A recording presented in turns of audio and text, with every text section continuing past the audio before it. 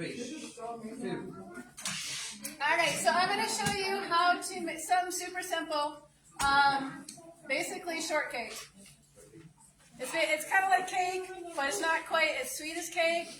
And it's healthier because it does have whole wheat flour in it.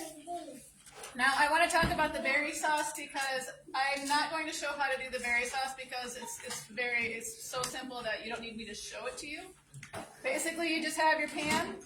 You have a container of juice concentrate, like the frozen juice concentrate, not juice from concentrate, but juice concentrate.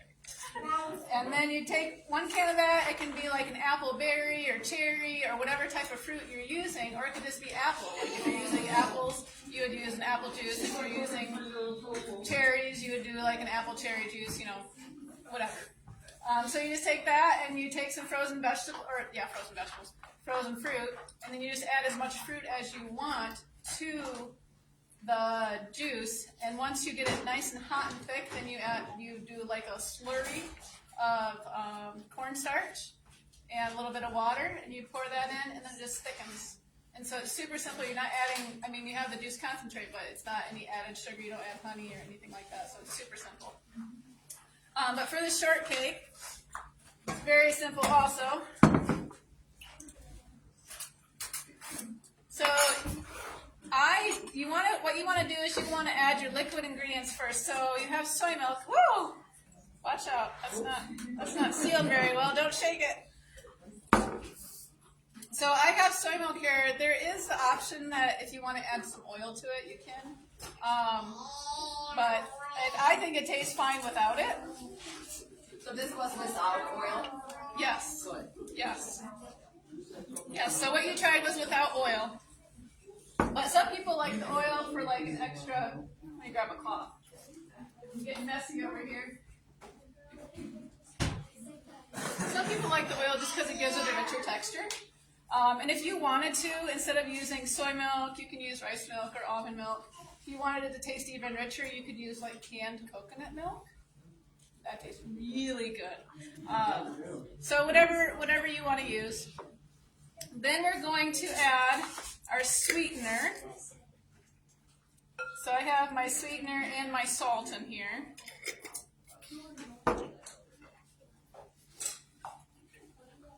And actually that was supposed to be part of the dry ingredients. That's what I get for, no, that's part of the wet ingredients. So you want to put your soy milk, your optional oil, and your sweetener into a bowl.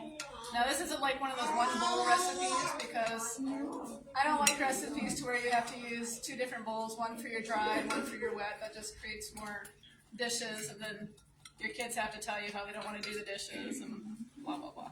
Okay, then we have our flour.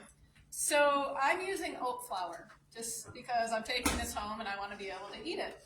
You guys had it to where it was 2 parts wheat and 1 part unbleached white. So, and you can use all wheat if you wanted to. You can use all unbleached white if you wanted to. That's up to you. Or you could use whole wheat white. They have that too. I also have my baking powder in here and my salt. One less dish I have to wash later. And then you just stir that up. Ideally, you want to whisk, but a spoon works just fine. So you will notice that it is kind of liquidy, especially if you're using oat flour. So if you're using oat flour, what you want to do is you want to let this sit for about 5 to 10 minutes. And what's going to happen during that 5 to 10 minutes is the oats are going to just soak up the liquid and it's going to get thicker. If you're using whole wheat flour or another type of flour, you can use spelt flour if you wanted to. You could try using gluten-free flour. I've noticed sometimes gluten-free flour gets kind of gummy tasting when you're doing cakes. So it just depends on the brand and the blend and all that other stuff. All right, so that's all mixed up. You just take your pan. This pan is a little bit big for what I wanted, but this is what I had at home.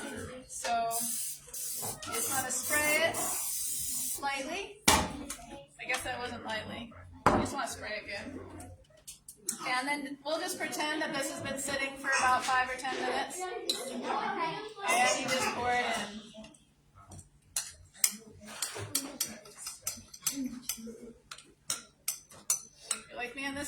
so simple you didn't even need to show it to us. Yeah, well, you know, every so often you need like a super simple week. So, especially after you've had like a not so simple week beforehand.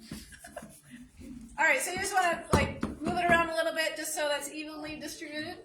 And then you're going to bake this 350 for about 15 to 18 minutes. You just want to check it about 15. And then if you touch the center and it gives a little bit, then you know it's done. If it flops, then you got a flop in your center. But it's super simple. I'm actually going to let this sit in the pan for about 10 minutes or so before I stick it in the oven, just so that the oats can soak up all the liquid. And then once this is baked, you just cut it and score it. And then you put your berry topping on top of it. And it's super simple. Any questions? No. All right. That's all we're doing.